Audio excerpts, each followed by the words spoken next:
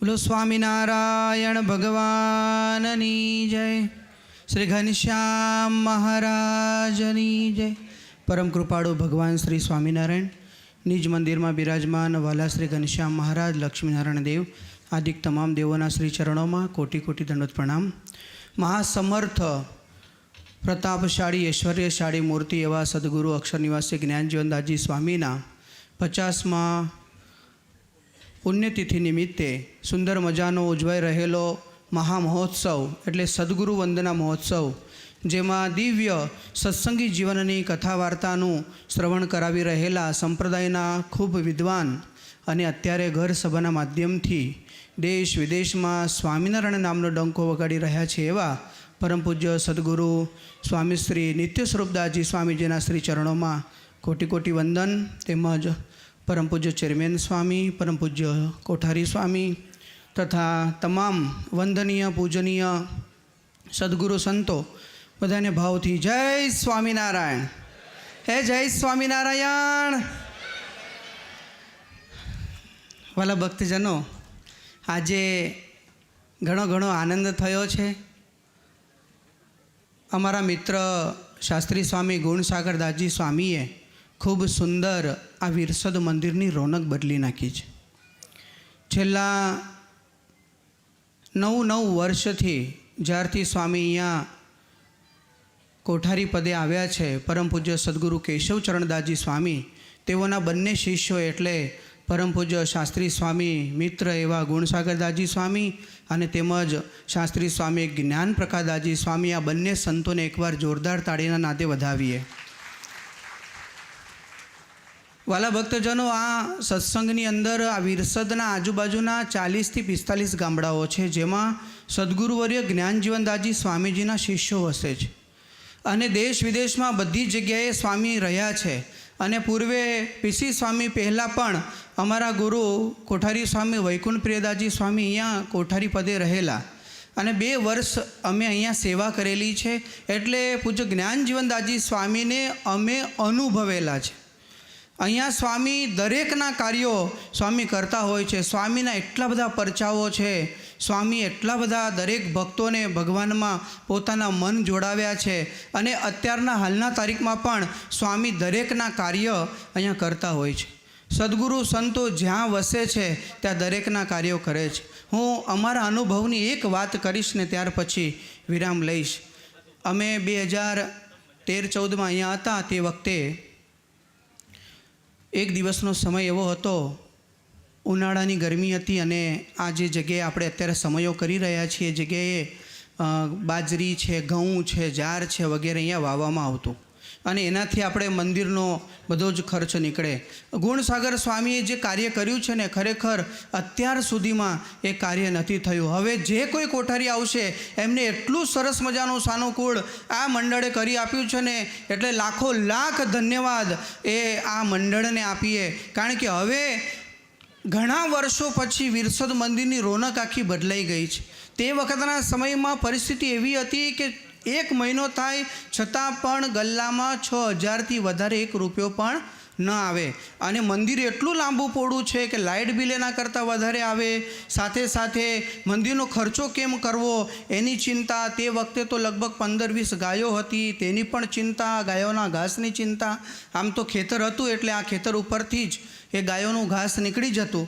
પણ તે વખતે બરોબર મારા ગુરુએ રણુ ગામથી ધરું લાવેલા બાજરીનું, ઉનાળાનો સમય હતો અને બાજરીનું ધરું એ લગાવવાનું હતું ને એ જ દિવસે તે વખતે ખેતરની લાઇટ જુદી હોય ને આપણી જે લાઇટ છે એ અલગ હોય છે. એટલે એમાં ખેતરની જે લાઇટ હતી ને સાંજે 6થી સવારના 6 સુધી લાઇટ ચાલે, તો રાત્રે જ તમે પાણી છોડી શકો. એટલે 6 વાગે આમ તો ગુરુ સાંજે 4 વાગે ધરું લઈને આવ્યા, 6 વાગે મોટર ચાલુ કરવા જાય તો થાય નહીં. એટલે હવે એક બાજુ ધરું લાવેલા છે, જો પાણી નહીં ખેતરમાં વાવીએ તો ધરું વવાય નહીં અને ધરું જો સુકાઈ જાય તો ફરી એ ચોટે નહીં. એટલે કોઈ કે રિપેર કરવાવાળાને બોલાવ્યા. એણે થર્મોમીટરથી બધી વાયરો ચેક કરી તો મોટર, એણે એવું કીધું કે સ્વામી હવે તમારે મોટર કાઢવી પડશે. આ મોટર કાઢશો તો તમારે કે છે બીજે દિવસે આ ફરી રિપેર કરી બાંધી અને ફરી અને ઉતારીશું ત્યારે ચાલશે. ત્યારે ગુરુ ચિંતા કરવા લાગ્યા કે હવે આ ધરું સુકાઈ જશે તો કેમ કરશું.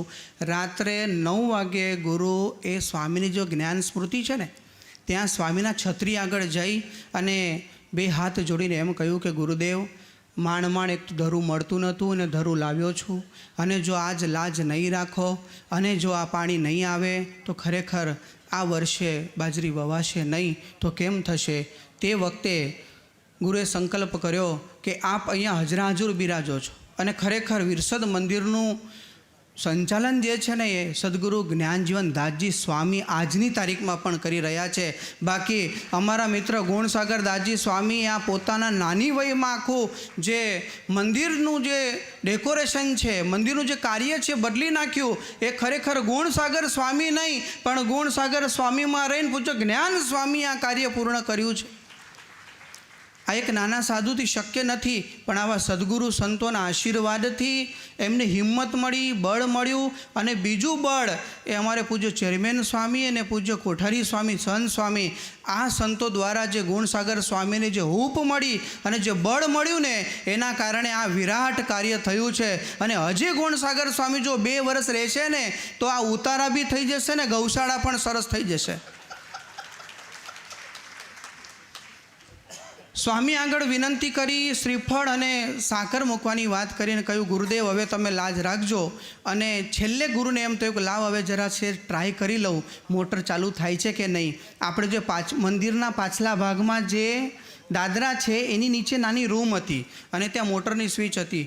ગુરુ 9:30 વાગે ગયા અને ધીમે રહીને થશે કે નહીં થશે કે નહીં, અને જ્યાં સ્વિચ પાડીને ત્યાં તો મોટર ચાલુ થઈ ગઈ ને ભમાઈને પાણી આવ્યું. આ સદગુરુ જ્ઞાનજીવન દાસજી સ્વામીનો પ્રતાપ છે. એટલે સ્વામી અત્યારના સમયમાં પણ દરેકના કાર્યો કરી રહ્યા છે. અને સ્વામીએ તો ઘણા પરચાઓ અહીંયા ભક્તોને બતાવેલા છે. આપણો જે મંદિરની બાજુમાં જમણા હાથે આંબો છે ને, જ્યારે મંદિરનું કાર્ય ચાલતું હતું તે વખતે પૈસા ન મળે, પૈસાના કારણે મંદિરનું કાર્ય અટકી રહ્યું, ત્યારે ભક્તો કહે ગુરુદેવ પૈસા નથી. સ્વામી કે જો પેલો આંબો છે ને તેની ડાબી બાજુ ખાડો કરો અને જેટલા જોઈએ ત્યાંથી પૈસા લઈ લો. અને પછી સ્વામીના કહેવાથી ત્યાં ખાડો કર્યો, એમાંથી પૈસા નીકળ્યા. અને પછી સ્વામી કે જ્યાં સુધી મંદિર ચાલે ત્યાં સુધી ત્યાંથી પૈસા કાઢતા રહેજો. સ્વામી કહે ત્યારે એમાંથી પૈસા નીકળે. એક દિવસ સ્વામી ન હતા અને હરિભક્તે જ્યારે ખોદીને જોયું તો ત્યાં કંઈ પૈસા મળે નહીં. સ્વામી એક ડબ્બો રાખતા, એ ડબ્બામાં સાકર ભરતા. દર બેસતા વર્ષે સ્વામી એક વખત એ ડબ્બામાં આટલો જ ડબ્બો હતો એમાં સાકર ભરે અને એ ડબ્બામાંથી આખું વર્ષ ખોબા બધા હરિભક્તોને સાકર પીરસતા. લ્યો, આ મેદપુરના જગદીશભાઈ છે. નાના હતા ને તે સાવ બોલે નહીં, મૂંગા હતા, બોલી નહોતા શકતા, સાંભળી પણ નહોતા શકતા. અને તે વખતે ભક્તો સ્વામી પાસે આવ્યા. સ્વામી પોતાના આસને જે ઓરડી છે ને અત્યારે ત્યાં બેસેલા, અને ત્યાં જગદીશભાઈને લઈને આવ્યા આંગળી પકડીને અને કહ્યું કે સ્વામી આ બાળક બોલતું નથી અને ઘણી બધી દવાઓ કરી પણ કોઈ ફેર પડતો નથી. ત્યારે સ્વામી એમ કીધું કે કેમ બોલતો નથી. સ્વામીએ ડબ્બામાંથી સાકર આપીને કહ્યું ખાઈ જા. ત્યારે છોકરાએ સાકર ખાધી અને સ્વામીએ પૂછ્યું કેવી લાગી. બહુ સરસ સ્વામી, બહુ સરસ સાકર લાગી. છોકરો બોલતો થઈ ગયો. આવા તો અનેક પ્રસંગો પૂજ્ય ગુણસાગર સ્વામીએ જે પુસ્તિકા બનાવી છે એમાં ઘણા બધા પ્રસંગો એ સ્વામીના વર્ણવેલા છે.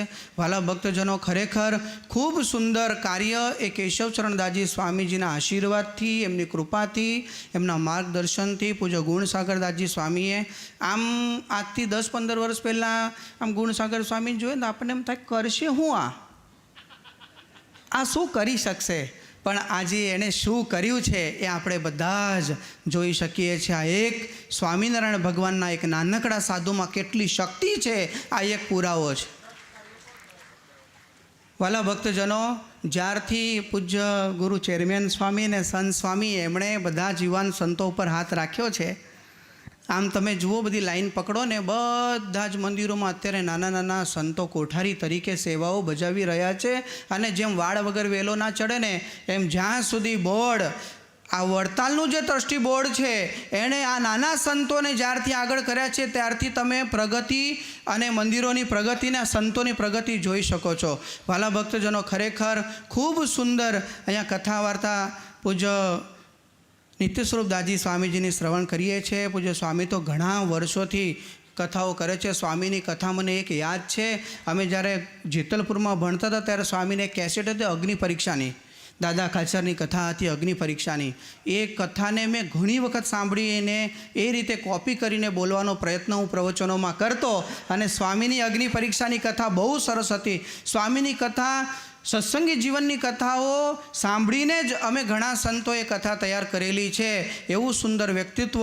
અને સ્વામી અત્યારે તો પહેલાં કરતાં ડબલ એવા ખીલ્યા છે કે દેશ વિદેશમાં ને બધે સ્વામિનારાયણ સંપ્રદાયનો ડંકો અત્યારે વાગી રહ્યો છે. સ્વામી તો ક્રૂઝમાંય ઘર સભા કરે છે અને બધે ઘર સભાના માધ્યમથી બધી જગ્યાએ સુંદર સ્વામિનારાયણ ભગવાનનું ઘેલું લગાડ્યું છે. વાલા ભક્તજનો, આ કંઈ નાની વાત નથી. ચાલો છેલ્લે બાપુનું એક જ પેટર્ન છે, ઢેણ ટેણ. સૌ સાથે બોલશું તો મજા આવશે. પછી હું પૂરું કરું. કે ઘેન ચડે છે? બોલો ઘેન ચડે. આ એવું નહીં ચાલે, બોલવું પડશે. બોલો ઘેન ચડે. ગુણસાગર સ્વામીએ મેનુમાં કોઈ કચાશ રાખી નથી. 7 દિવસ બહુ ટકાટક મેનુ છે. આજે પણ શું હતું? દૂધપાક માલપુડા હતા આજે. એવું એમને જુદું છે? મોહનથાળ ને મોતિયા હતા. તે એકવાર જોરદાર તાળીઓથી વધાવો મોહનથાળને. મોતિયા લાડુને કેવું પડે, એટલે વધારે ખાઈએ ને એટલે ઘેંચડે. મોતિયા લાડુ ખાઈએ તો લા ભાઈ બોલો તો ખરા. દાળ ખાઈએ તો, આ ભાત ખાઈએ તો. એટલે જ વાલા ભક્તજનો, સુંદર મજાનો સમયો છે. બધા જ ખૂબ આનંદ કરી રહ્યા છે. અને તમે બધાએ ભક્તો અમારા મિત્ર ગુણસાગર દાજી સ્વામીને રૂડા આશીર્વાદ આપજો. આવા નવા કાર્યો ખૂબ કરે અને સત્સંગની આવી નવી સેવા ખૂબ કરે. મારા ગુરુ કોઠારી સ્વામી વૈકુંઠ પ્રિયદાસજી તથા મોહન પ્રસાદાજી સ્વામી, પૂજ્ય શ્રીજી સ્વામી, અમારું ભરૂચનું મંડળ, અમે ગુણસાગર દાજી સ્વામી, જ્ઞાનવલ્લભ દાજી સ્વામી ને એમના ગુરુ કેશવચરણ દાજી સ્વામીને હાર્દિક શુભેચ્છાઓ પાઠવીએ છીએ કે આવા નવા કાર્યો કાયમ તમારા દ્વારા થયા કરે એવી ભગવાનના શ્રી ચરણોમાં પ્રાર્થના કરી અને મારા વાણીને વિરામ. જય સ્વામિનારાયણ.